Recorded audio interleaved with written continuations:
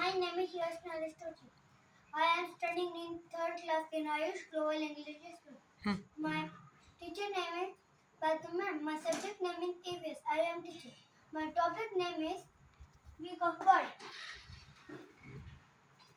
5 types of beak. First, sharp and pointed beak. Example, woodpecker. Woodpecker hole in tree trunk. Second, hard and sharp beak.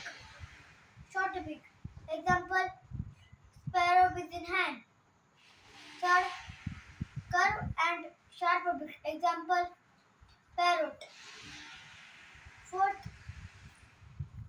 flat and broad beak. Example, duck.